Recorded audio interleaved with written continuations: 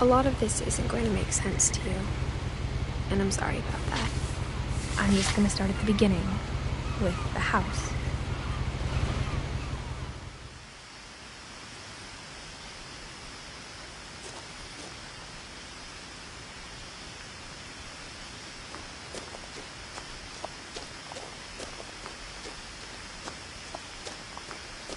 I lived here until I was 11, but I wasn't allowed inside half the rooms.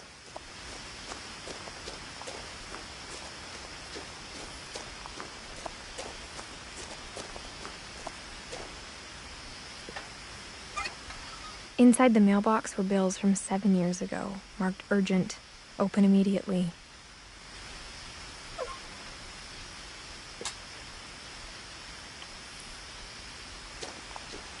I hadn't been back since my brother Lewis's funeral.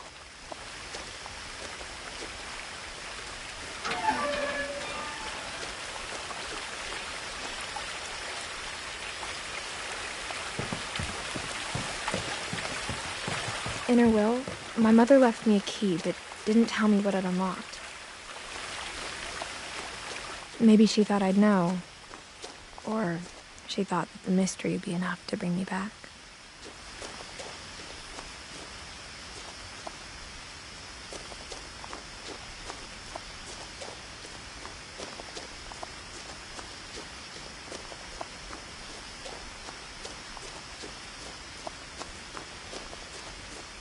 No one had driven this way in a long time, but I saw a few hoof prints.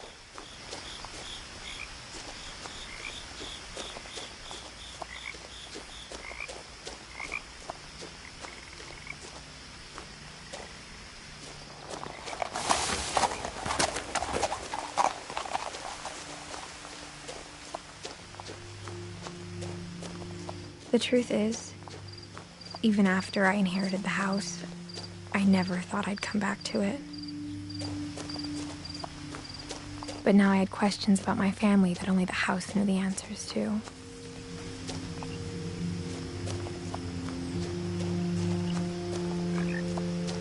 The house was exactly like I remembered it, the way I'd been dreaming about it.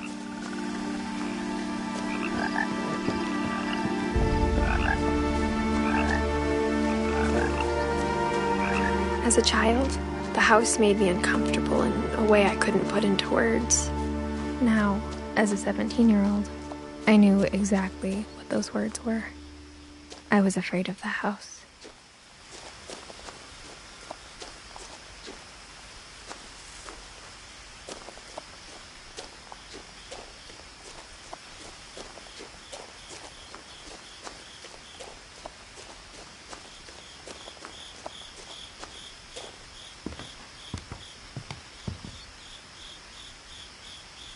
I hoped the key might unlock the front door.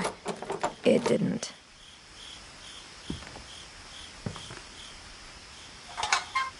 Looking in, I felt like the house itself had been waiting for me.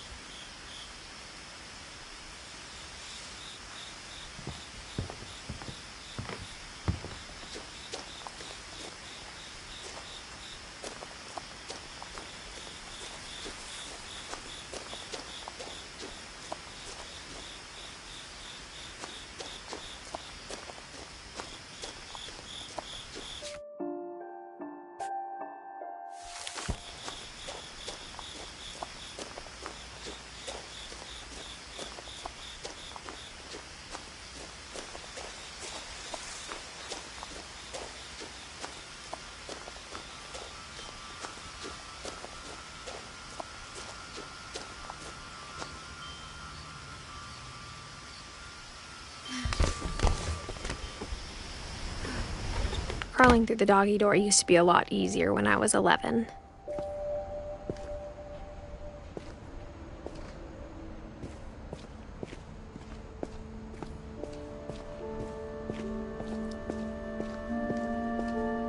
For the first time in years, I felt like I was home.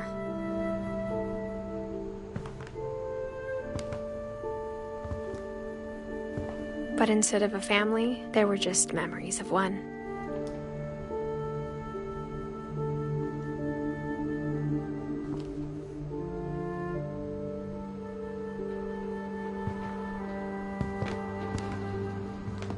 Like how only one restaurant would deliver to our house, so we had Chinese a lot.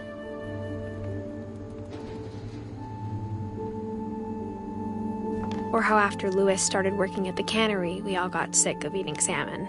Except our cat, Molly.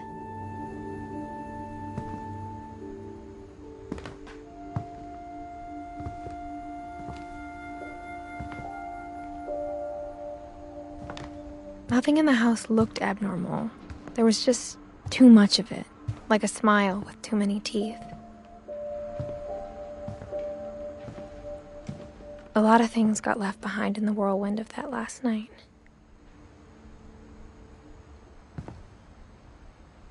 My mom wasn't much of an optimist, but she never stopped believing that my brother Milton was alive.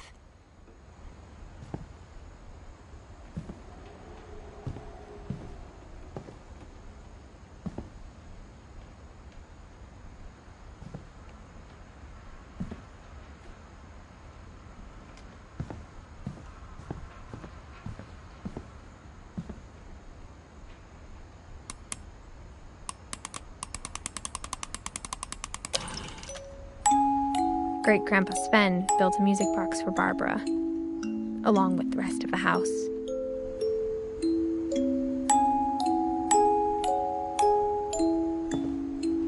Mom always told me to stay out of the basement, so I wasn't too surprised when the key didn't fit.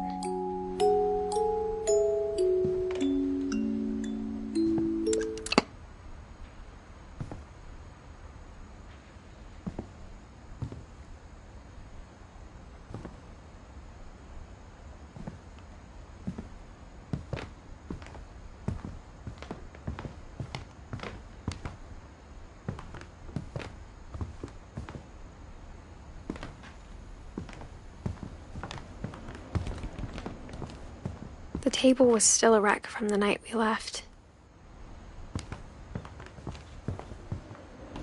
It was like a bomb had gone off, killing everyone but sparing the furniture.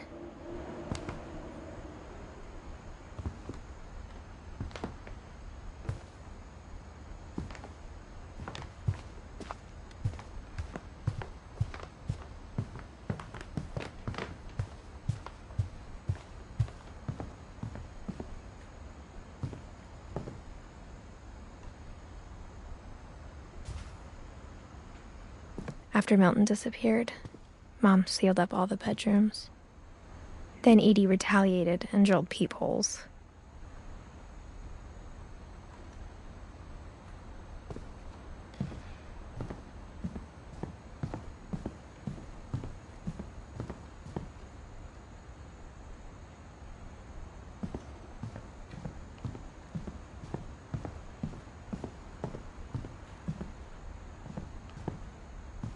Edie's father, Odin, built the original house.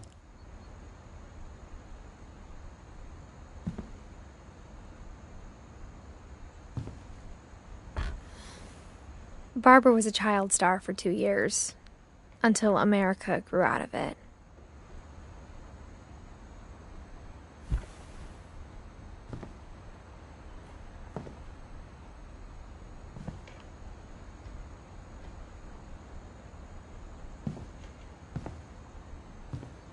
Whenever people ask me about my family, the first thing they always want to know about is Barbara.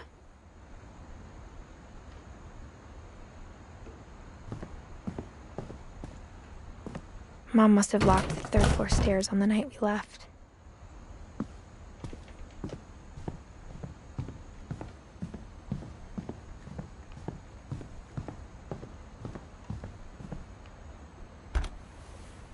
As a kid, I just assumed every house had peepholes and sealed rooms you weren't allowed inside of.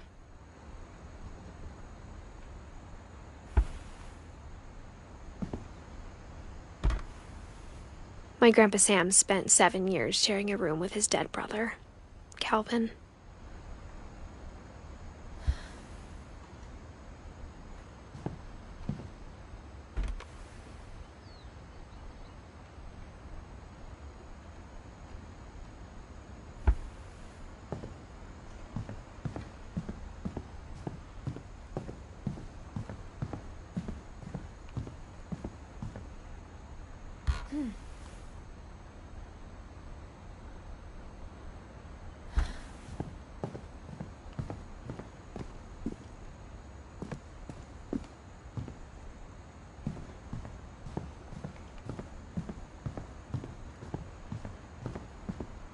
I spent a lot of time playing in Great Uncle Walter's room.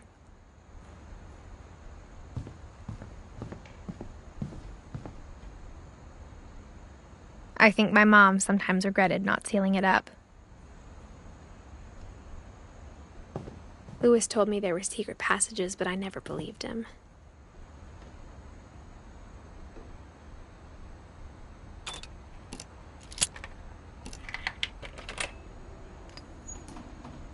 Turns out, my mom was really good at keeping secrets.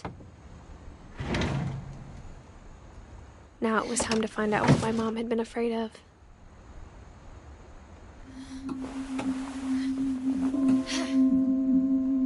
Reading this, maybe it sounds like I had a plan, but I had no idea what was behind that door.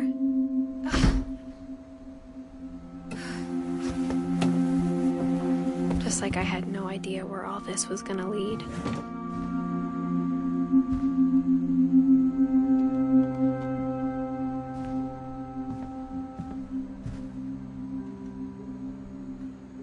I got the sense Edie had spent a lot of time here, before my mom sealed the doors.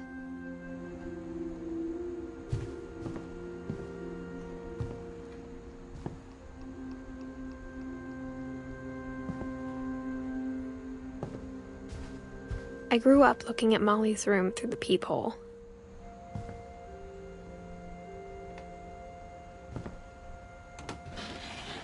Molly's gerbil had a tiny bedroom with its own even tinier gerbil cage.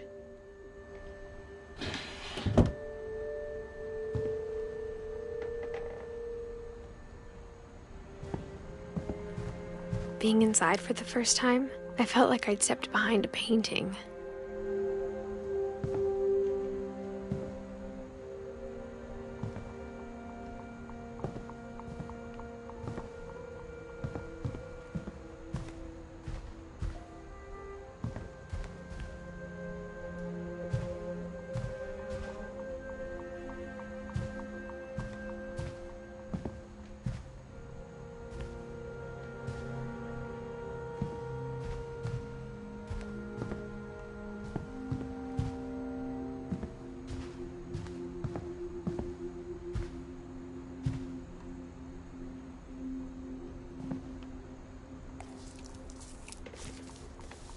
December 13th, 1947. Dear Diary, I'll be gone soon, but I wanted to tell somebody about what's gonna happen. It started when Mom sent me to bed without dinner. I woke up and I was starving, so I looked around for something to eat. The gerbil food was dry, but I didn't mind it.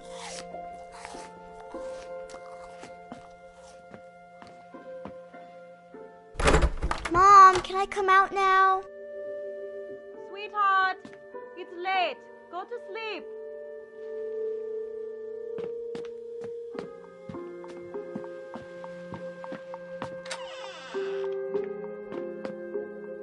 I kept eating and eating.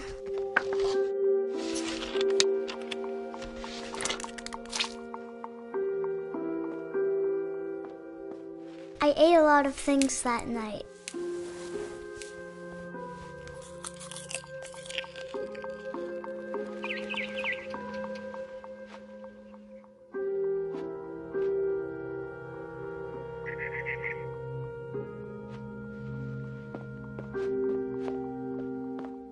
Then I heard chirping outside my window. It was a barn swallow going back to her nest. I reached out for her.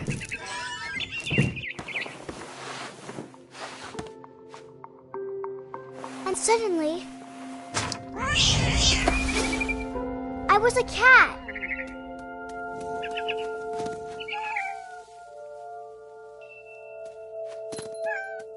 I tried to be quiet, but the bird was really scared.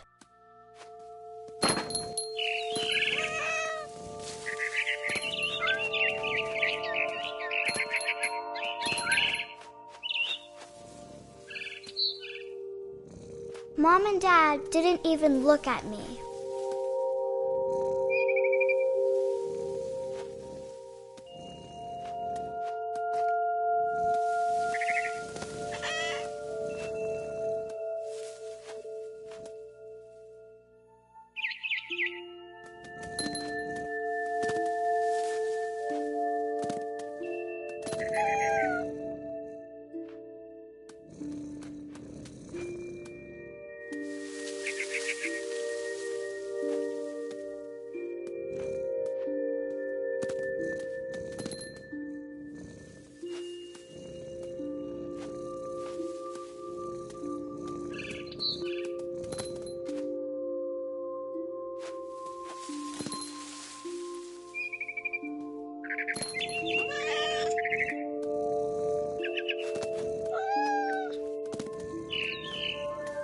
The babies were all gone.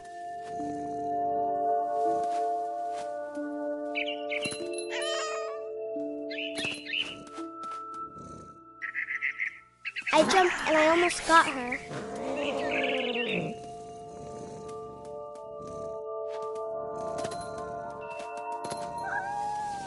I could tell she was getting really tired.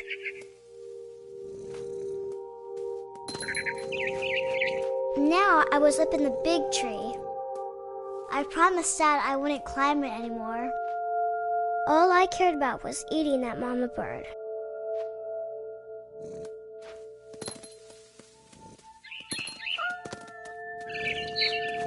I gobbled her up. And suddenly, I was an owl. First, all I heard was the wind. Then I heard little teeth nibbling in the grass.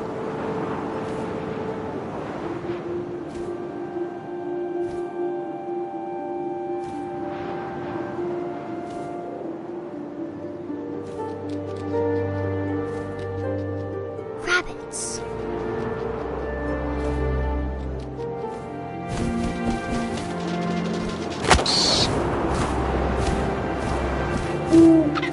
I imagined his face looking up and seeing mine through my talons. I swallowed him up, and I didn't chew one bit. Then I flew off to find something bigger.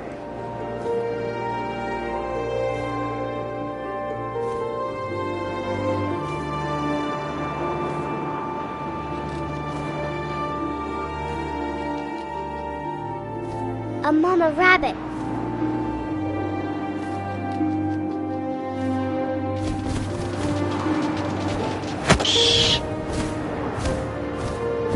She was almost too big to carry. I started choking, but I couldn't stop eating. And suddenly, I was a shark.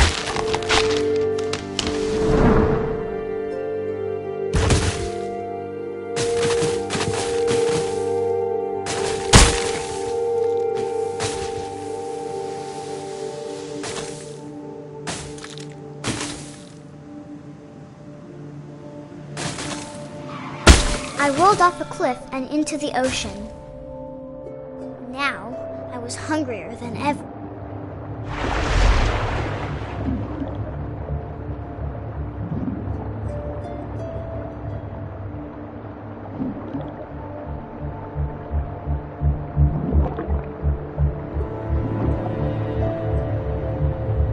I wanted fat, juicy seals.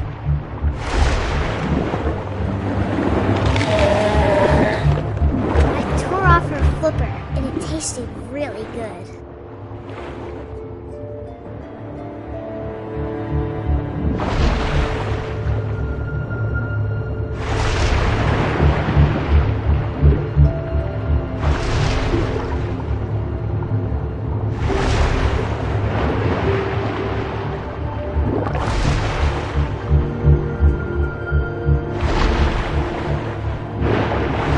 I grabbed on tight. But I was so hungry, I jumped out of the water. When I opened my eyes, everything had changed.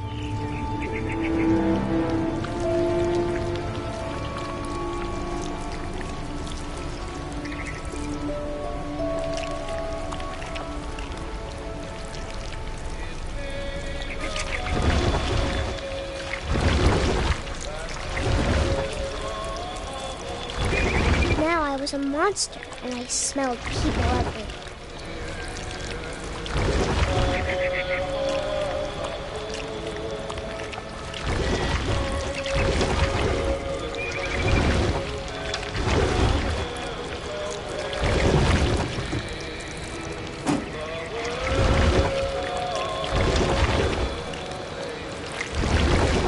I was big, and I moved real quiet.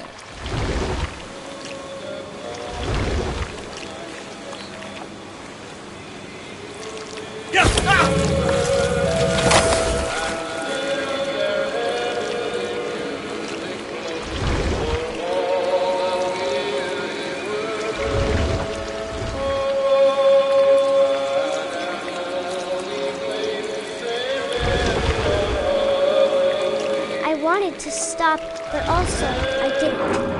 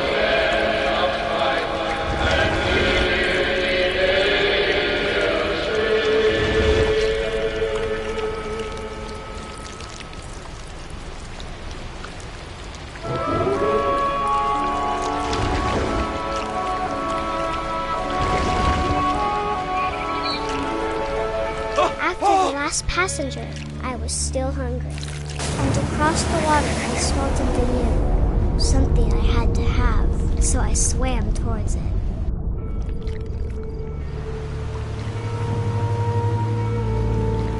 I slithered onto the sand, and the good smell went into an old pipe.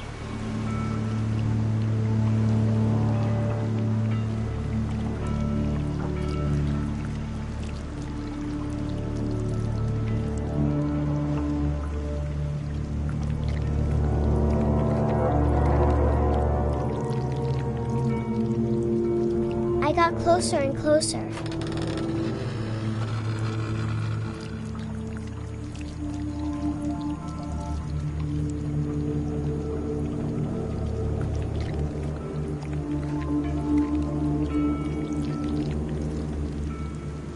All my stomach started growling.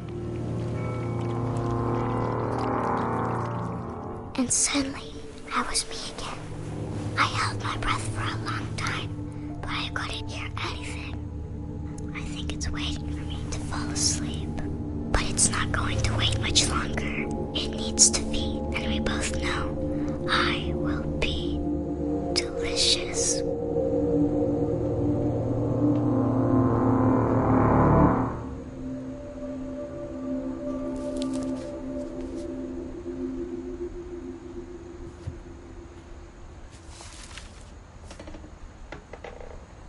I'm not sure if I believed all of that, but I'm sure Edie would have.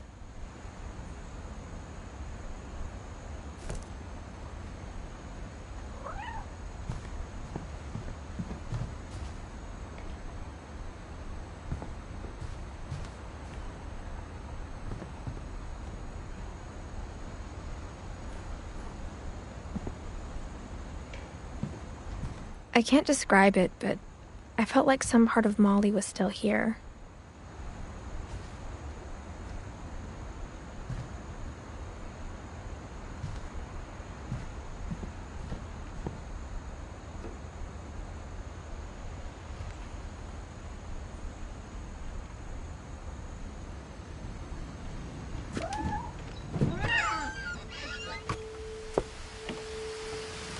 This will be obvious later, but my mom never told me any of these stories.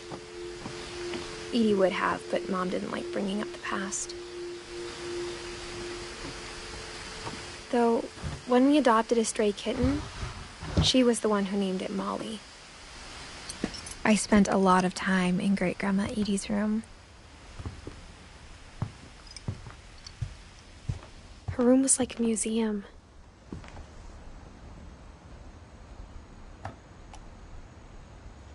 For 500 years, the Finches have been famous throughout Norway for their fortune and misfortune.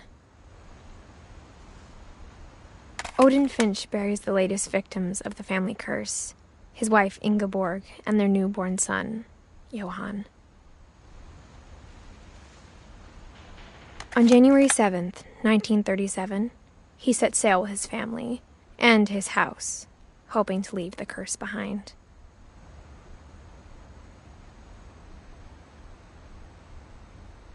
But 40-foot waves off the coast of Washington send the house and Odin to the bottom of the sea. Odin's daughter Edie, with husband Sven and baby Molly, step ashore on their new home Orcas Island. Odin Finch is the first to be buried in the new family cemetery.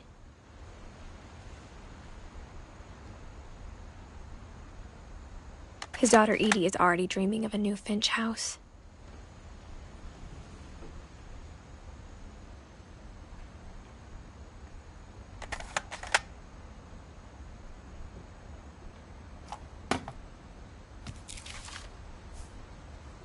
Whatever's wrong with this family, it goes back a long ways.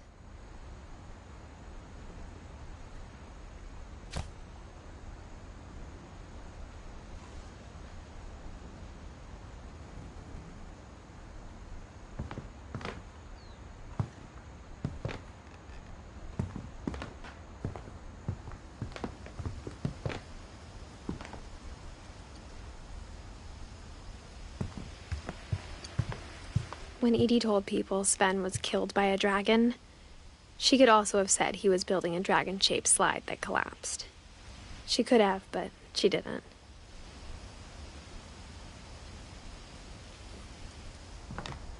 Even in her 90s, sometimes Edie seemed a lot younger than my mother.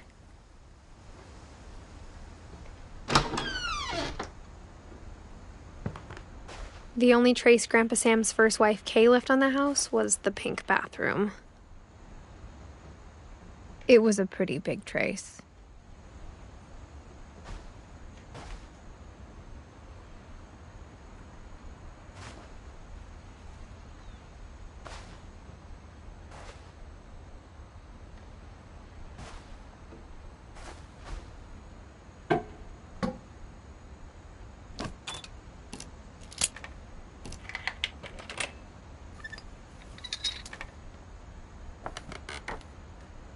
There's a secret in this bathroom. It's in the last place you would look. It isn't in the cupboard. It's hidden in this book.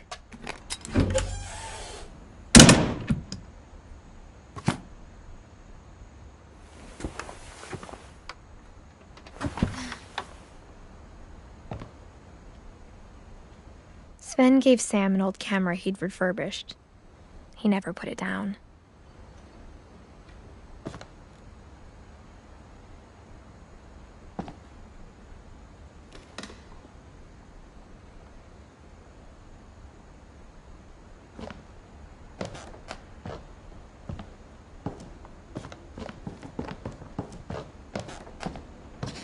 From the paintings on the wall, it was clear my brother Milton had been here before me.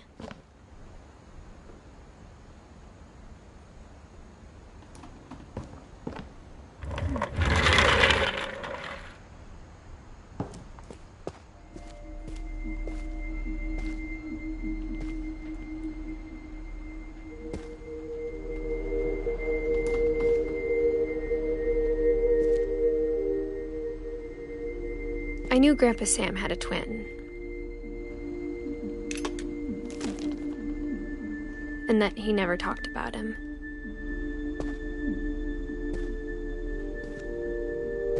I guess my grandpa didn't like history any more than my mom did.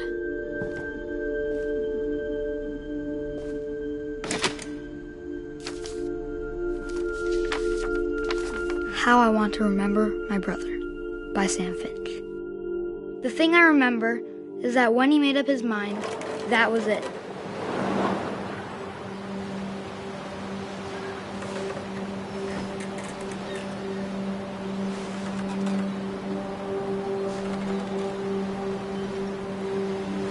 My brother said he'd die before he ate another mushroom. And he did. At Barbara's funeral, we swore we'd never be afraid again. And he wasn't. I think Calvin always wanted to fly. Sam! Calvin! Dinner's ready! Coming! But that day, he finally made up his mind to do it. I told him going around was impossible. Maybe if I hadn't said that,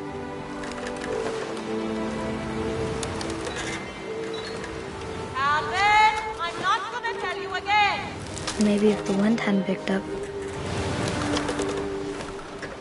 then maybe he'd still be here.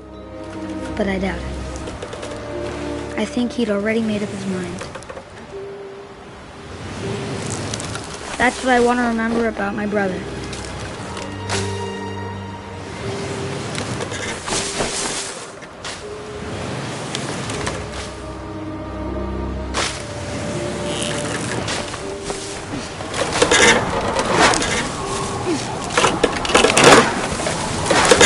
The day he made up his mind to fly, and he did.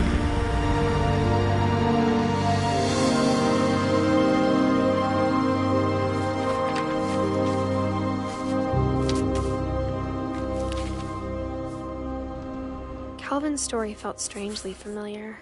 When I was younger, I remember trying to do the exact same thing.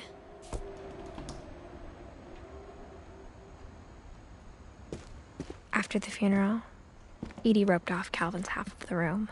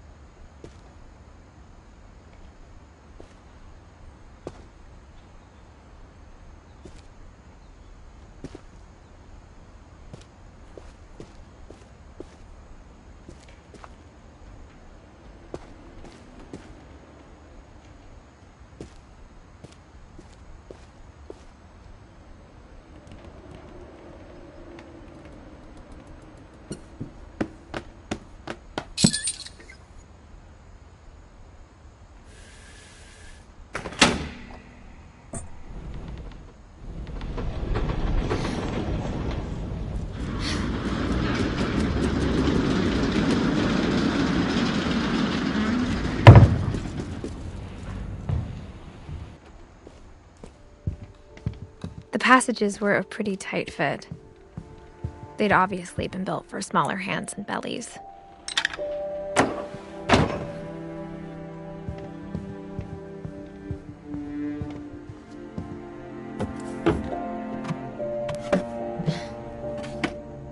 Growing up, I always thought of Barbara as a child star.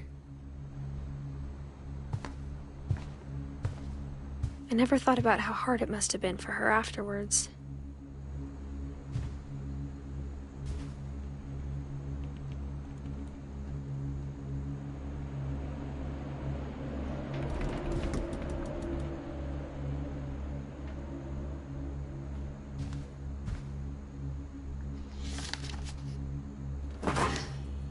Of all the stories people wrote about Barbara's death, I'm surprised Edie saved this one.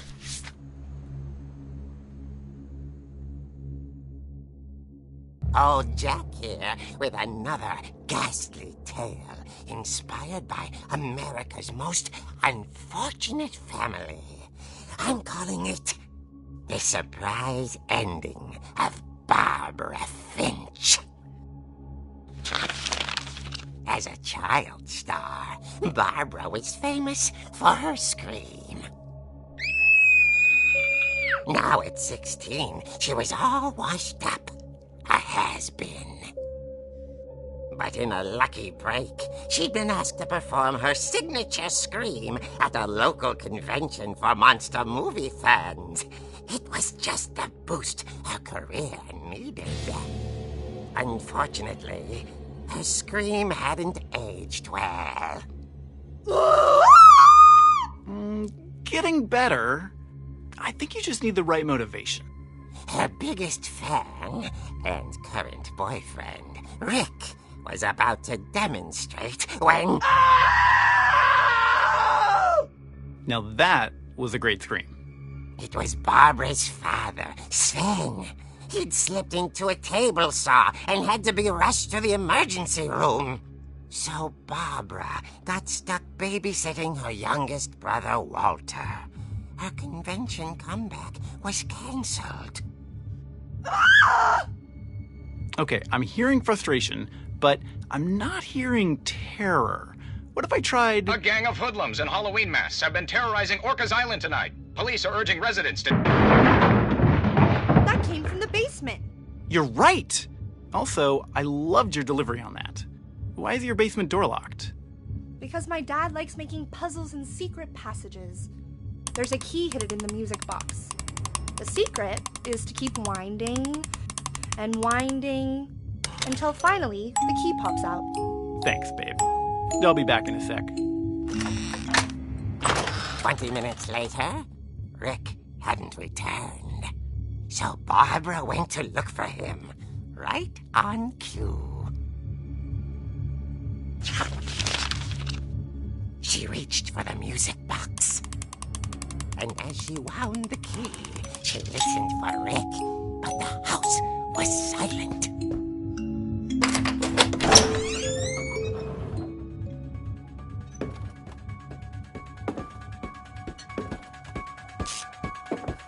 She found Rick's crutch and imagined the worst.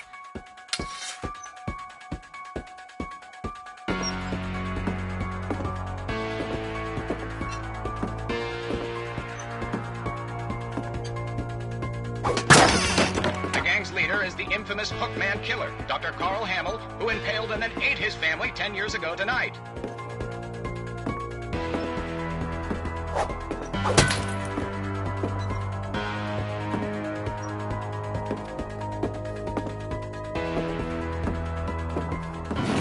Fridge rattled and grew still. Oh dear! Oh! Rick? Barb, relax. I was just trying to scare you to help you find your scream. Well, I'm not scared, Rick. I'm furious. Then act furious. All I'm getting from you now is that you're hurt and confused and you're... She threw him out, but she kept a little something to remember him by. Barb, have you seen my other crutch? And she was still holding it when she fell asleep watching the late picture show. Hours later... Barbara! Walter, what's going on up there? Ah! Okay, I'm coming up, but if this is a trick, you're dead, Walter.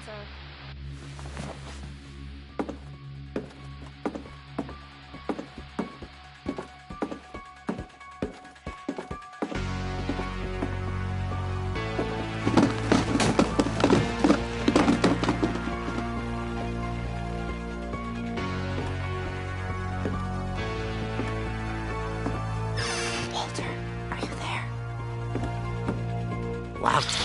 vanished, but his bedside radio was still on. Orcas Island police describe the man as 6 feet tall, with a steel hook for a hand. Residents are urged to lock all doors and windows and notify the police of any suspicious activity.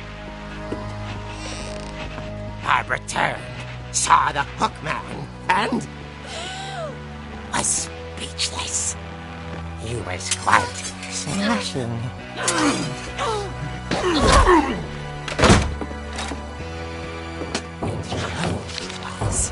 We couldn't get enough of Barbara. Okay, Barbara, there's gotta be another way out of here.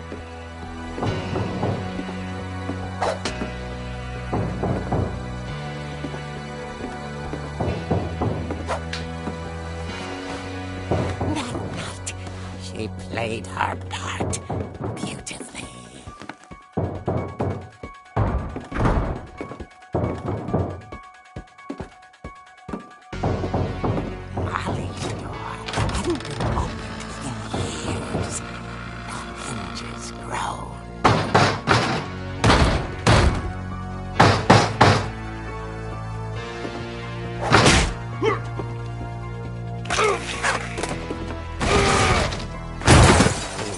Moving, but she sensed the story might not be over yet.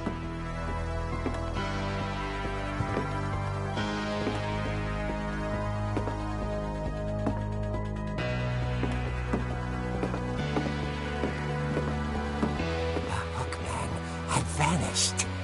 She listened for his breathing, but all she heard was...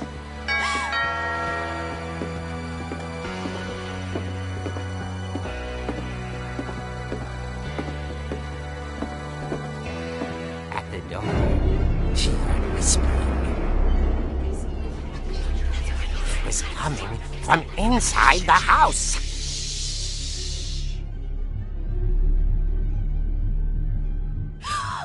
Oh dear. Surprise! Bravo, Barbara! You were wonderful. The monsters had come to surprise her. For Barbara, it was a dream come true. Then she saw what kind of monsters they were, and she realized what was about to happen. She was going to be famous. And with her final breath, Barbara Finch gave the performance of her life.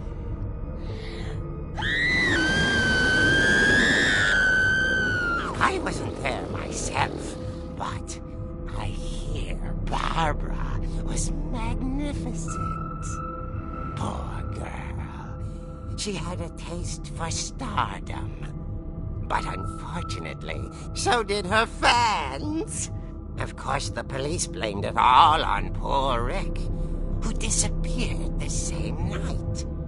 And little Walter, hiding under his bed the whole time. He took it all pretty hard, but that's another story. As for Barbara, tucked inside the music box is all they ever found of her. Her ear. Now that's what I call a real eerie tale.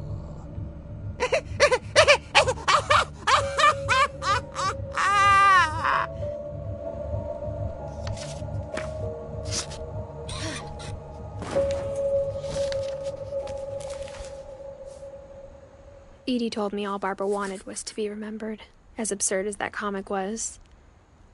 Maybe what Edie saw was a happy ending.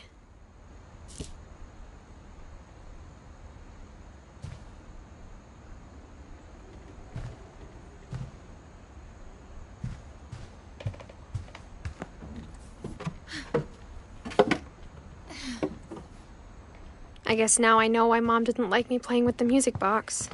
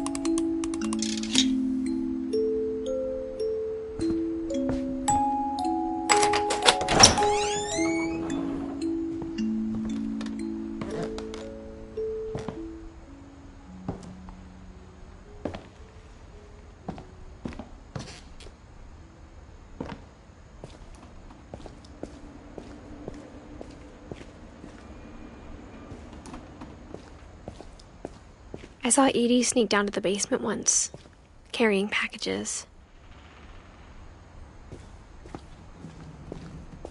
I thought maybe she was hiding presents.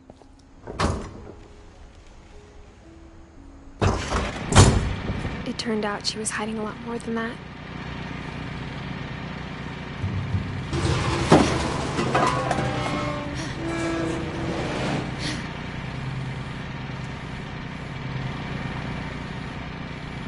I remember asking Mom once about where Walter had gone. She said after Barbara died, he got as far away as he could.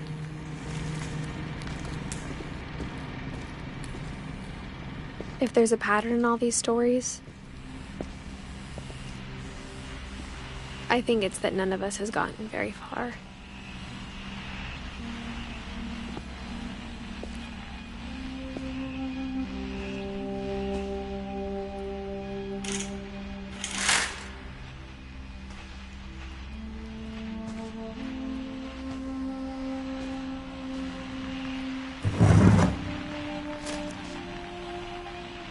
Goodbye, everyone.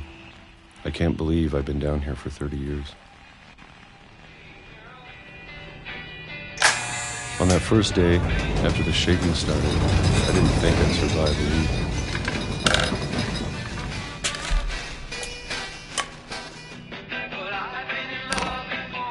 But after a few days, I settled into a routine.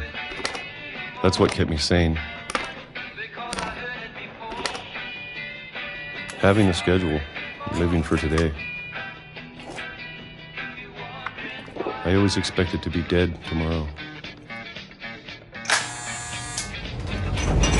But if you wait long enough, you get used to anything.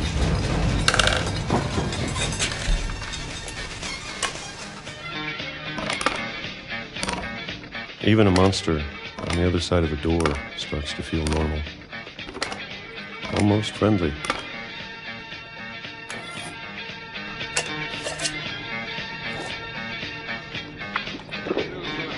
And then one day, everything just stopped. Whatever that thing was, it was gone. Maybe it got tired of waiting. Or maybe I just got tired of being afraid.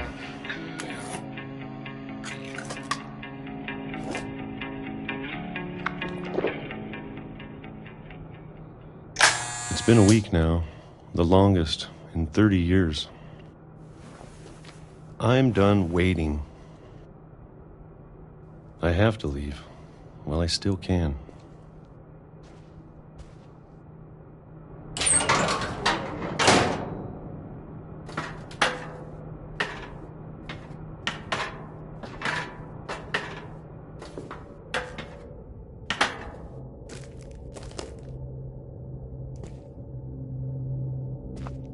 I know it's out there, somewhere. Whatever killed Barbara and Molly and Calvin.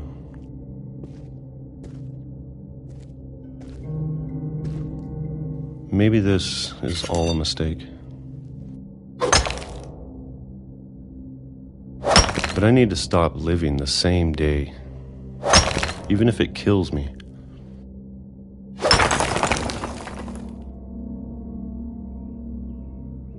Whatever's out there, I want you to know I'm ready for it.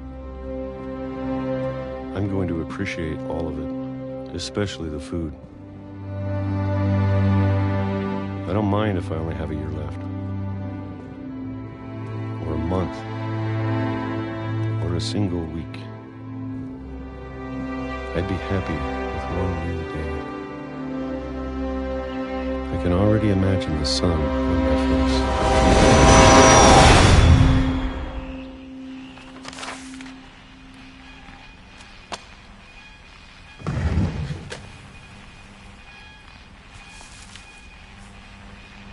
Walter died when I was 6. I can't believe my mom never told me he was down here.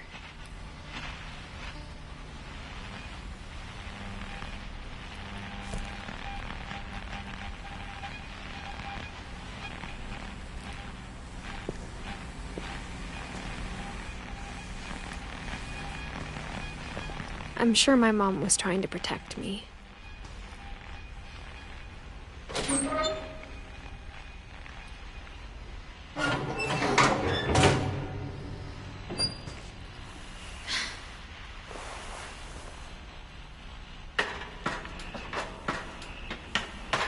Maybe she was afraid I'd end up like Walter. But if she never told me about an uncle under the house, I can only imagine what else she was hiding. I don't want to make the same mistakes she made. Trying to bury something that's still alive. Now that there's only one of us left, or maybe 2, I thought it was time I heard the stories for myself and found out what happened to everyone else. But now I'm worried the stories themselves might be the problem. Maybe we believed so much in a family curse, we made it real.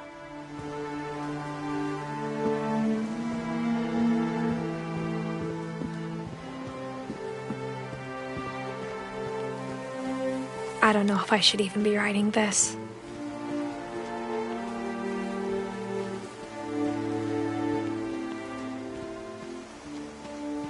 Maybe it'd be better if all this just died with me.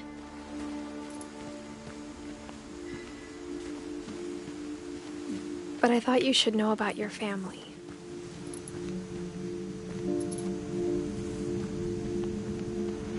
And the history you're a part of.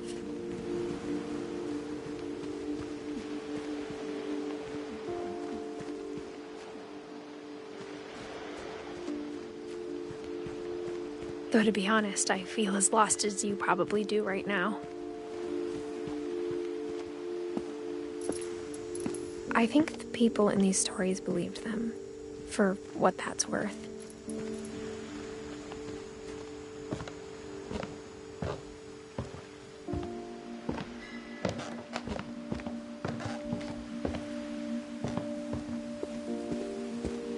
And when you look at the house, that history of imagination and stubbornness and madness, any of it seems possible.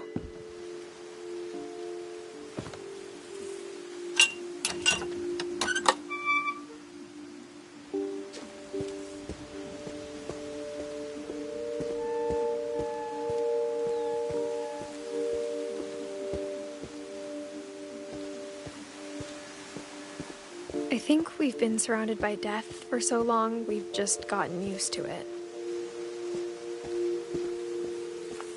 What kind of family finishes building a cemetery before starting the house?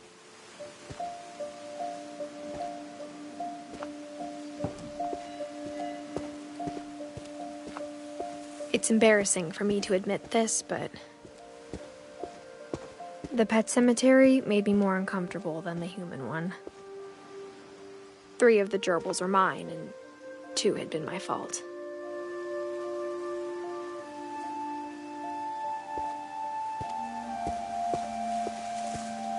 Sven built the house, but it was Edie who designed the cemetery.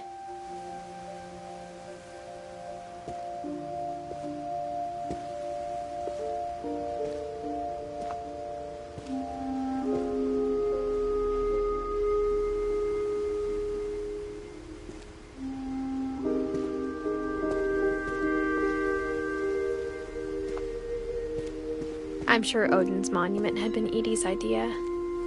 My mom was always trying to move on, but for Edie, the past never went away.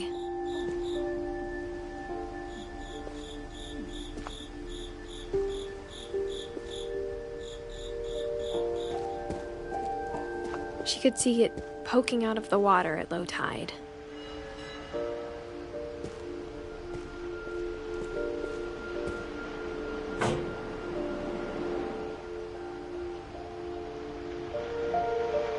Edie said she dreamed about the old house every night.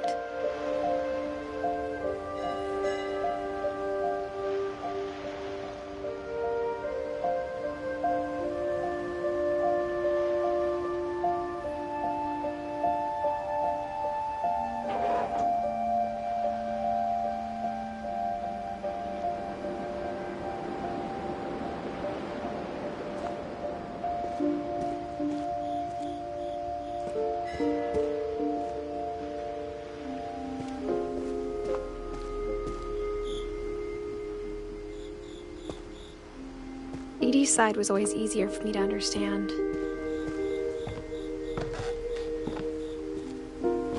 But the older I get, the more I can see where my mom was coming from. Her dad had been pretty strict, but it wasn't enough to save her brothers. She was just trying to do better.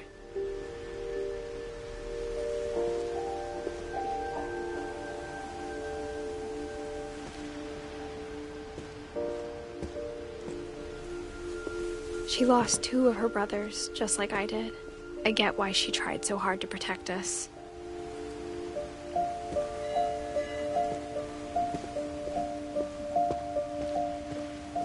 There's so many things I wish I could ask my mom now.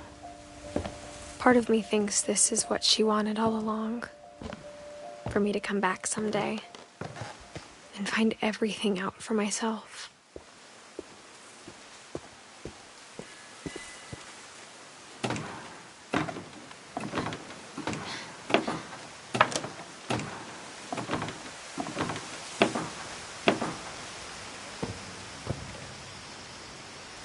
But looking back on it now,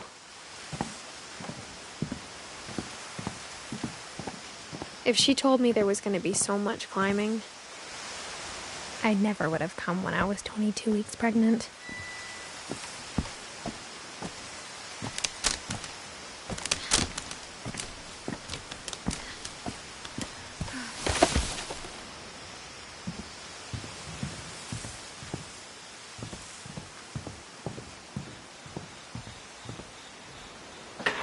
I never met Grandpa Sam, but I think he and my mom had a lot in common.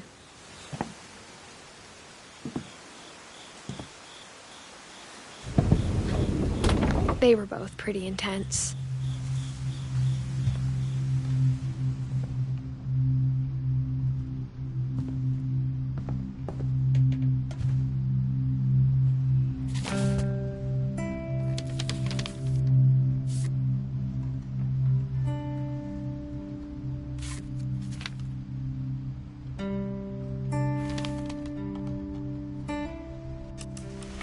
Dawn, I promise, you'll never forget this weekend. Yes, sir. These memories are gonna last a lifetime. Mm-hmm. What? Am I gonna have to shoot anything? It's a hunting trip, Dawn. Shooting is strongly encouraged. Perfect. It's gonna rain the whole weekend, isn't it? I will never forget this weekend, Dad. That's the spirit. Okay, got it. I'm gonna take some pictures, okay? Just be careful. That camera's older than you are.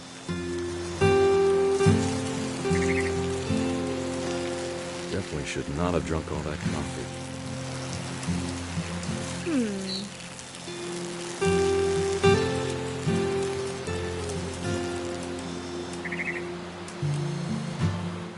Nothing quite like being out. Hey! That's a keeper. I'm just saying, I'm not always gonna be here, Dawn. You'll need to remember this stuff, if you want to survive. I'll be fine, Dad. You know who else thought he was gonna be fine? Some guy who died. Dawn, I'm being serious. I know, Dad. You're always serious. Doesn't being out here make you want to chill out? Well, to tell you the truth, I haven't been out here in 20 years.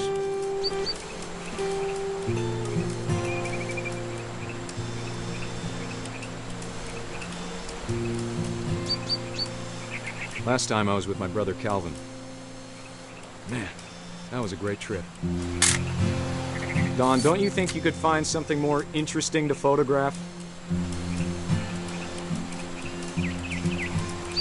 Your grandpa Sven taught us how to fish, how to build a fire. We found an old logging trail. There were deer everywhere. I bet if I could remember where that trail was, we'd spot a buck for you in no time. Give me a minute to check the map.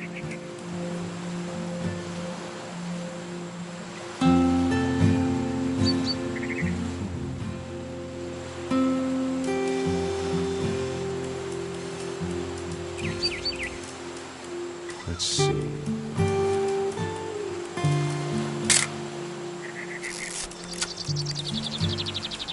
Maybe.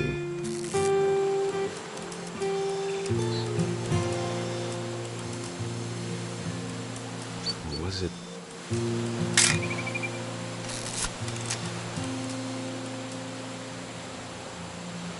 It could have been.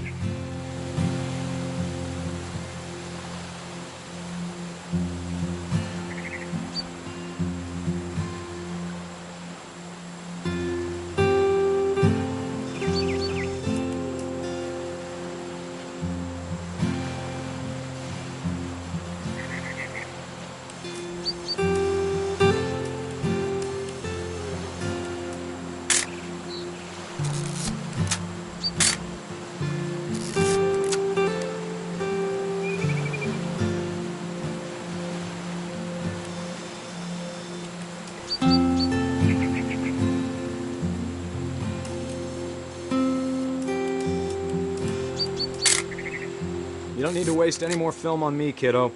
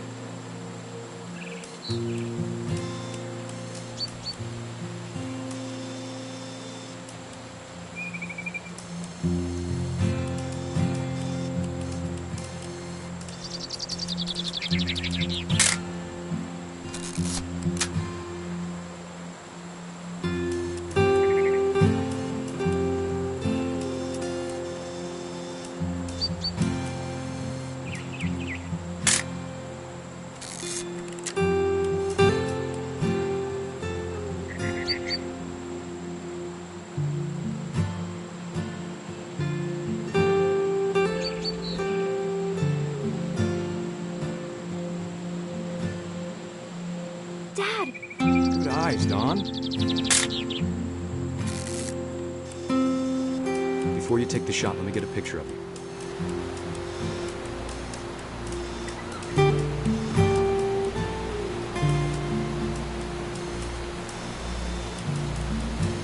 Dad, I... Just breathe. Let me get behind you. Do I have to do this? Don, you don't have to do anything. But if you want to survive, you'll need to be strong. Great shot, Don!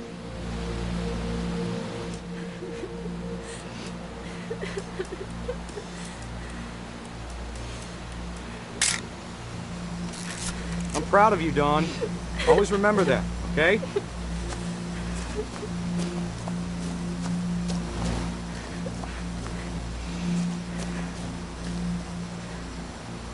Sorry, Don. Just gotta reset the timer.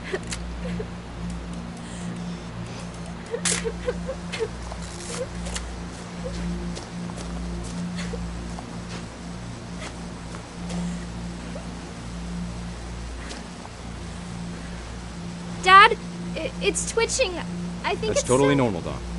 Just focus on the camera. Try not to think about... Dad!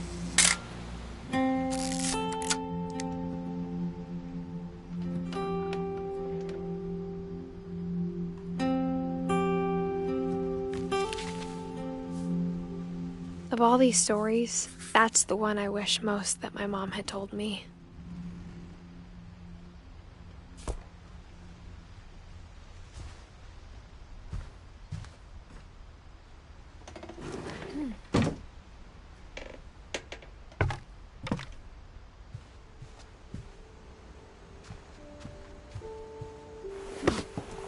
After Sam died, my mom and Edie got really close. They'd both lost a lot.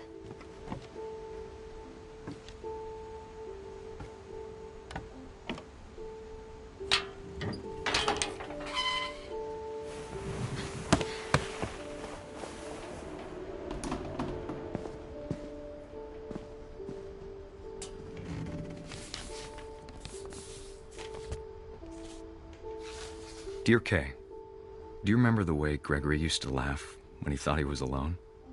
Like something funny was happening, but only he could see it.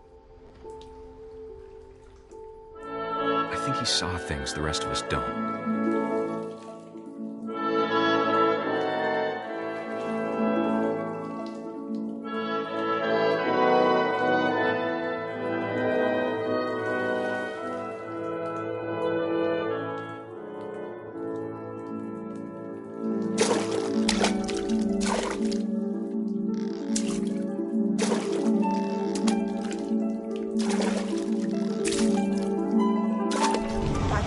Gregory, it's time to...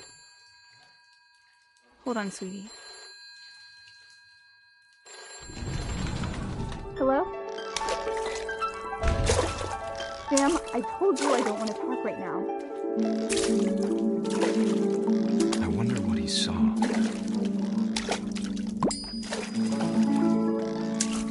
What his world was like.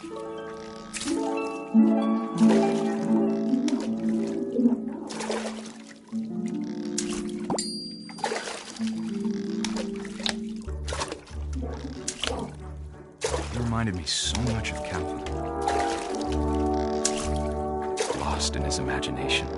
Whatever it was he saw, it sure made him happy.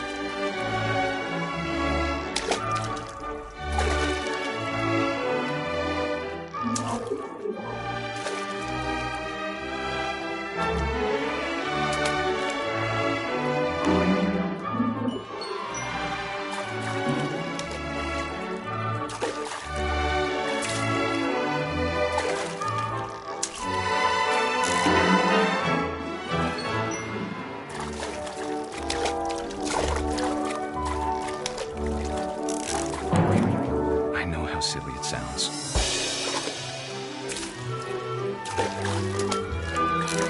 But I worried about a baby being too happy. But I could feel him slipping away. Sorry about that, Gregory. I know you did everything you could. Maybe if I hadn't called that night.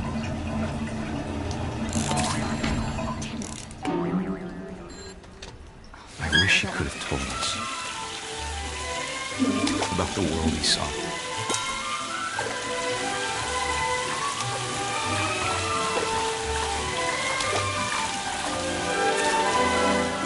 There's so much I don't understand about Gregory, about everything.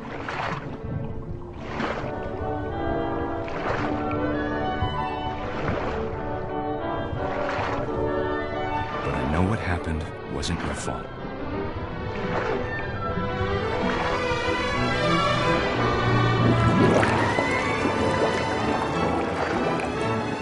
I'm sure he's happy. And he'd want you to be happy too. Good luck, Kay. Love, Sam.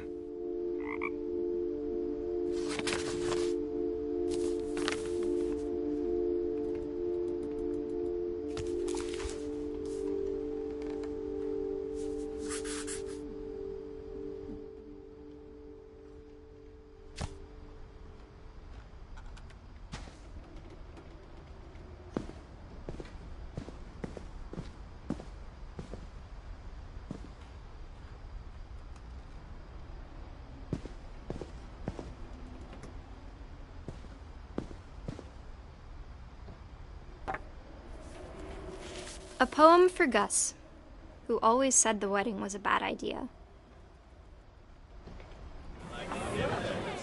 Our father never hit us kids, at least not very hard, before the day my brother said with teenage disregard that he'd be dead before he'd see a wedding in our yard.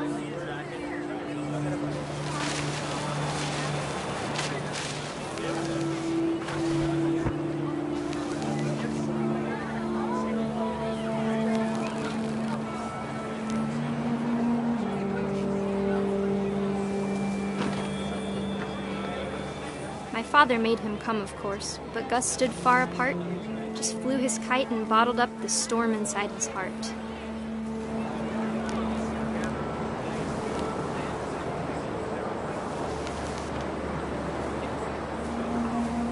I tried to talk him out of it, but though he'd never met her, we don't need a stepmom, were the words that I now pronounce you husband and wife. You may kiss the bride.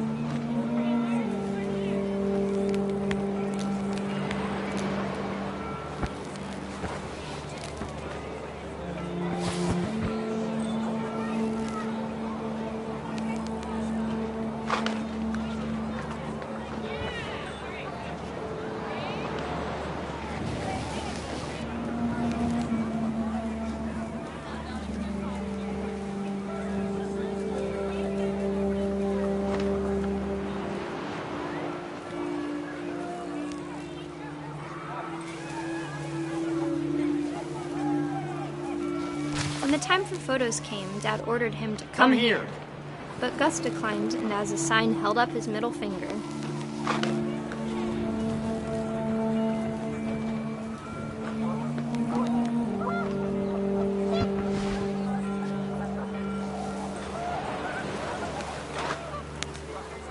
The wind picked up, and panicked geese appeared and quickly went. But all the humans did that day was go inside the tent.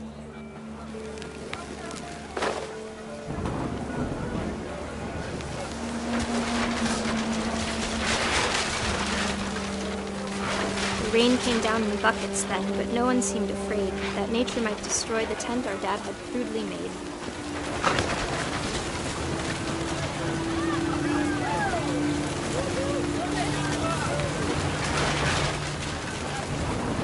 The thunder sounded much too close and full of angry power.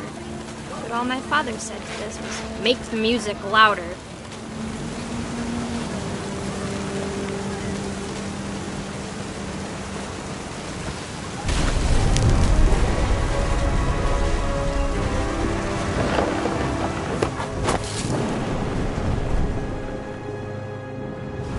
I wish that I could truly say I thought about you on that day. Out there on the beach alone, just you, the wind, the sea, and foam. But I didn't, until we found you. I can't imagine my mom ever writing poetry, and yet...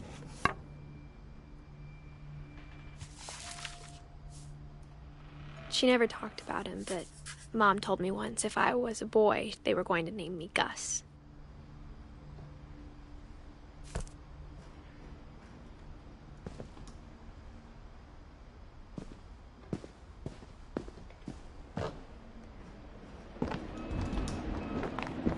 My mom moved up to the loft after her brothers died. At the time, it was as far away as she could get.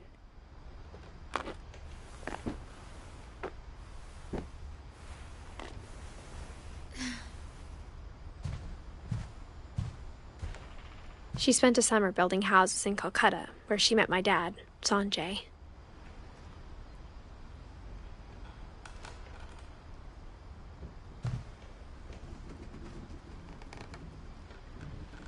My mom moved to India a week after graduation and got a job teaching English. Louis was born a year later.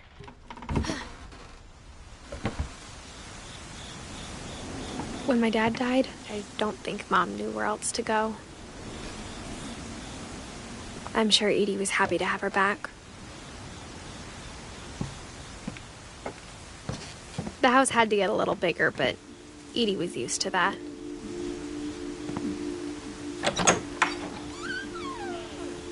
And for a while, things were good, almost normal. But it didn't last.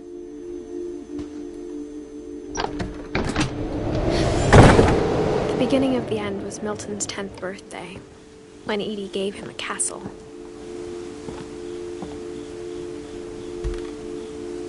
After Milton disappeared, the only thing he left behind was a room full of paintings.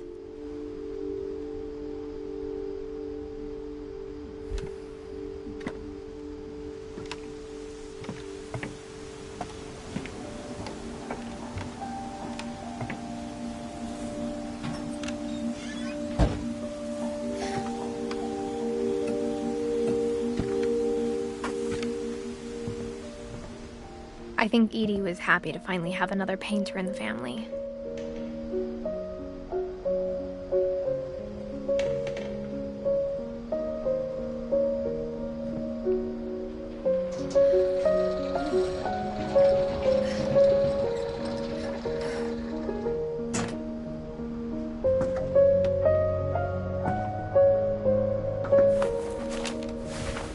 Milton Finch in The Magic Paintbrush.